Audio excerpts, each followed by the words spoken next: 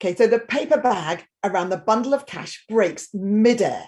100 £5 notes fall around Adrian and I like a storm of confetti. At precisely this moment, the assistant manager steps into the room and looks at us, opened mouth in horror. It's the early 80s in England. I'm around, 18 or 19, and I'm working at my first job in a building society, which is a bit like a bank, only it offers savings and mortgages, and it's much smaller. It was the one place I said I didn't want to work when I left college because it was so boring. But actually, it's turned out to be a really fun place to work. Not because of the job, because obviously it is pretty dull and boring, but because of the people. There are about, 30 people who work in this particular branch, and most of us are under 25. We have a fabulous social life. We go to the pub at lunchtime often, because it is the 80s and it is England. We dance away the night at clubs until the early hours of the morning, midweek, and we have parties all the time.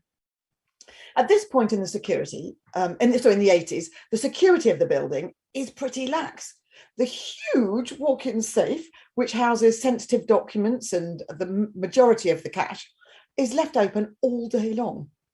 When a cashier just, runs out of money and needs more money, they shout to the chief clerk, whose responsibility it is to keep a check on that big, wide open safe, and who has been known to wear one brown shoe and one black shoe to work. And then they just help themselves to whatever they want, 300 quid here and there. Not surprisingly, cash errors at the end of the day are pretty frequent. Sometimes they're just a penny, sometimes they're a few hundred. There's an official book to write these in when they're not found.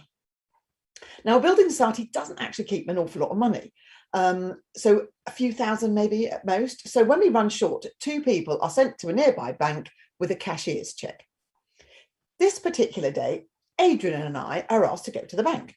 Adrian and I are pretty good friends, actually possibly too good friends, as we keep getting moved further and further apart in the office for being a bit too boisterous. And we have just come back from celebrating someone's birthday at the pub next door. We managed to squeeze in 3 rounds of drinks in the 1 hour allotted. I can feel the 3 gin and tonics swishing around my empty stomach, making me feel just a little bit giddy as we loudly return to work. So it does seem an unlikely choice to send Adrian and I to the bank, considering that. But maybe the chief clerk is fed up of us and just wants a bit of peace and quiet.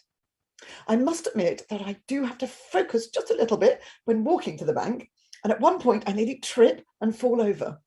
My face feels a bit numb. We're not given any special container to put the money, the £5,000 we've been asked to get. No Mission Impossible locked briefcase with the, handcuffs around your wrist. None of that. So Adrian takes half the money, puts it in the pockets of his suit. I stuff the rest in my handbag. We clutch each other and giggle as we stagger back up the high street to the office and go into the coffee room, which is where we're supposed to be counting the money. Now, the money comes in 500 bundles of 500 wrapped with a paper band around it. Halfway through, Adrian obviously gets a bit bored, throws a bundle of money at me. I manage to catch it, chuck it back at him. He's literally just throwing it back at me when the band breaks and in walks our assistant manager. We both freeze as all these blue £5 notes flutter around us like a disturbed colony of bats. What's going to happen? We're terrified. Are we going to get the sack, be suspended? I don't know. My heart is thudding. I try not to look at Adrian, and I'm desperately trying not to laugh. There's this huge pregnant pause, and then the assistant manager turns around and walks out and doesn't say a single word. He never speaks about this incident ever again, and we can only assume that he wanted to pretend that he didn't see it and therefore it didn't happen.